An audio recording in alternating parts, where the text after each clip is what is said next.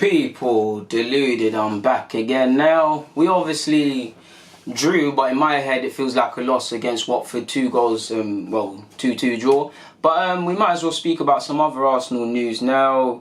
Allegedly, Elneny was sent off for Beşiktaş. I just saw that on Twitter. Let me type that in and see how true that is, which is eventful for Elneny.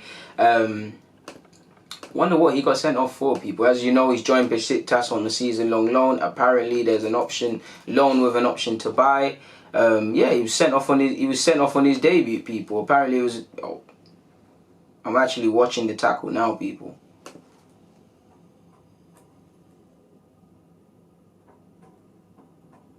He kicked out. Nah. He shouldn't do. Do you know what? He's elbowed of sorts, people. He's elbowed and he reacts and he's sent off for that. You don't want that to happen in your debut. I mean, people, I know if they've actually been watching the Prem, they wouldn't have high expectations of Elneny, but I'm sure Beşiktaş fans who are very passionate, and it's a big club in Turkey, saw someone that's coming from Arsenal and someone they want to make the difference and be on the field for 90 minutes in moments like this. Now, obviously, that might be seen as passion, but you don't want to see that. Monreal scored for his new club, Real Sociedad, against Atletico Madrid. As you lot also saw, Eddie Nketiah came off the bench with 20 minutes to go and he scored. Can't remember who put in the cross. I think it was Calvin Phillips, but it's a lovely ball and to the far post. And Eddie's one of the first to meet it, people, and it's a typical Eddie Nketiah finish and exactly what his manager brought him off the bench to do. And he scored his goal. He also won a penalty which was converted, so he gets an assist. So in 20 minutes, he gets a goal and an assist.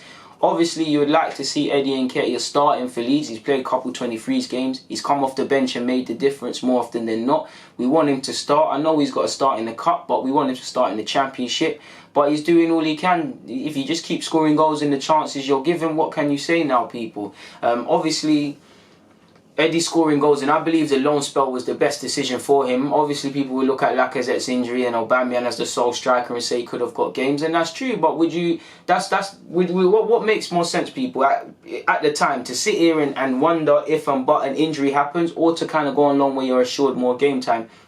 Again, football's weird. We've seen injuries and we've seen him not starting, but things can change in an instant, people. And I think he's made the best decision to go to Leeds, because he might even have got a newfound level of confidence that he wouldn't have got against at Arsenal potentially so far. So I'm happy to see that. Carrying on with the strikers' trends, and Donyell Malen, you obviously saw him score against Germany for Holland. He scored 5 at the weekend, people. He got a hat-trick and he put 2 penalties away. So it's lovely to see Donyell Malen going from strength to strength. If I had to rate his valuation, I'd say anything from 30 to 50 million. That's going to double by the time he goes to the next Euros if Holland do qualify. If Holland qualified, I like Malen, and he can play on either side of the front 3 options. He's a striker, but he can do a job on either flank.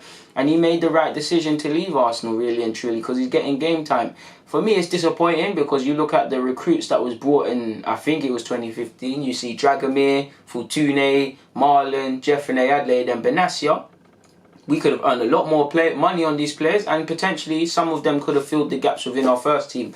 Benatia, can he do much worse than our central midfielders? Malen, with Lacazette's injury. Jeffrey Adelaide could have been decent. Emery didn't rate him. Fortune had injuries, and I don't feel Fortune potentially would have made it here, but the club wanted to keep him. Dragomir's still learning and finding his feet in Italy, and he's not exactly playing amazing, but you never know what could have happened for him potentially, people. So it's lovely to see that Eddie's obviously scoring.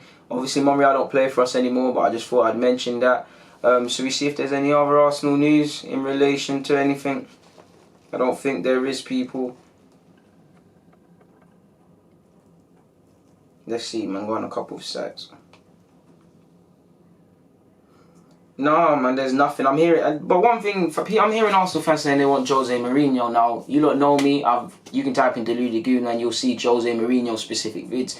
Big fan of Jose. Do not advocate that. First and foremost, whether you agree with Wenger or not, the principles that Wenger's helped elevate at this club and things that we want to see Emery do, Jose's going to tear them up. Jose might win a trophy of some sort. At United, he won Europa and whatnot. But he didn't do anything in the league of significance. And we know there's going to be more storylines. And to be honest, I don't mind a manager who will shake things up and whatnot. But we've got decent harmony to a degree, at least from what we're seeing. Jose probably tear that up, man. You can already see him probably saying Collagen actually needs to lose weight. Turney's not strong enough, like with the Shaw business.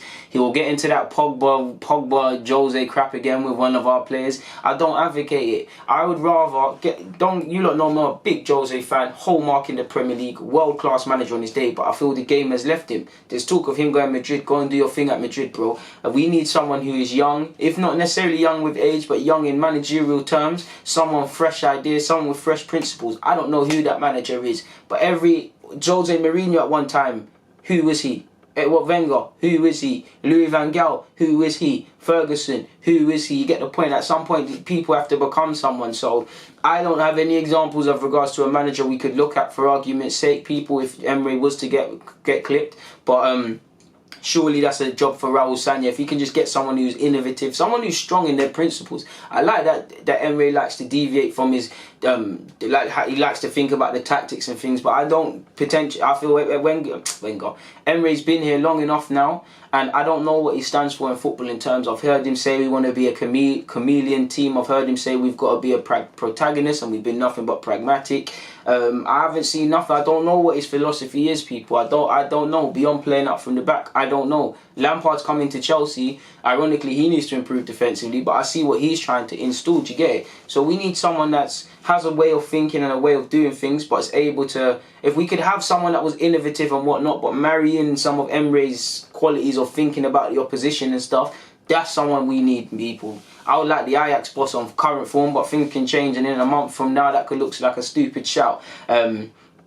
Just someone, the game's changing, people. I wouldn't mind Nagelsmann. Of course, it would be a teething issue with him if he came, but I wouldn't mind Nagelsmann personally. But we're going off topic. There's nothing more for me to say. I've got to go do my ironing. So, people, deluded, stay safe. I'm out.